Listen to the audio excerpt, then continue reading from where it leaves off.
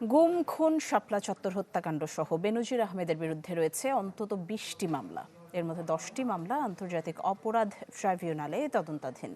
Chief prosecutor Aminul Islam বললেন, এমন কোনো কুকর্ম নেই যা করেননি বেনজির আহমেদ। জানান, দেশে ফিরিয়ে আনা হলে তাকে ট্রাইব্যুনালে হাজির করা হবে। দুর্দান্ত সব ফিচার নিয়ে এলো ক্যাপ্টেন ভিক্টর বাইক। এতে রয়েছে শক্তিশালী রিচার্জেবল ব্যাটারি, ব্লুটুথ এবং exciting music. Captain Victor bike, আনন্দে বাড়ুক শৈশব। শেখ হাসিনার ক্ষমতার একেবারে শেষ দিকে একের পর এক প্রকাশ হতে থাকে বেনজির আহমেদের দুর্নীতির খবর। দেশ ছেড়ে পালিয়ে যাওয়ার পর মামলা হয় পুলিশের সাবেকেই মহাপরিদর্শকের বিরুদ্ধে। গুম, খুন, শাপলা চত্বর হত্যা, পাসপোর্ট জালিয়াতি সহ অন্তত 20টি মামলার খড়ক বেনজির আহমেদের ওপর, যার মধ্যে আন্তর্জাতিক অপরাধ ট্রাইব্যুনালে তদন্তাধীন রয়েছে 10টি মামলা।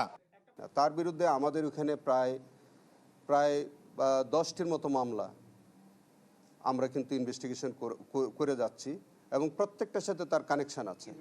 এবং এর মধ্যে ইতিমধ্যে আমাদের তিনি যখন র্যাবের প্রধান ছিলেন তখন গুমের সাথে যেগুলো অলরেডি চলমান আছে তার মধ্যে বিচার চলছে।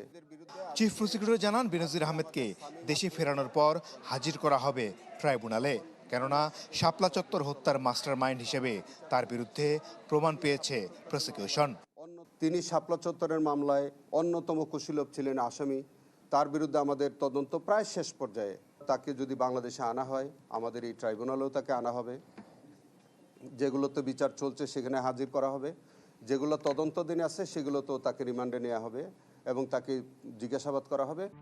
তবে বিশেষজ্ঞরা বলছেন, বেনজিরকে ফেরানো সহজ হবে না। সব আইনি প্রক্রিয়ার পাশাপাশি সরকারকে হতে হবে আন্তরিক। তাকে ফিরিয়ে আনার বিষয়টা আসলে একটা জটিল প্রক্রিয়া। এখানে আসলে বিষয়টা নির্ভর করছে আরব আমিরাতের সরকারের উপর বিশেষ করে, এবং আমাদের সরকার যত দ্রুততার সাথে আন্তরিকতার সাথে বিষয়টা নিয়ে তারা প্রচেষ্টা চালাবে। পালিয়ে যাওয়ার পর বেশ কটি দেশের পাসপোর্ট নিয়ে ঘুরে বেরিয়েছেন বেনজির। একজন সাবেক পুলিশ প্রধানের কয়েক দেশের পাসপোর্টের বিষয়টিও খতিয়ে দেখার কথা জানিয়েছে কর্তৃপক্ষ। মাসুদুর রহমান, চ্যানেল 24, ঢাকা।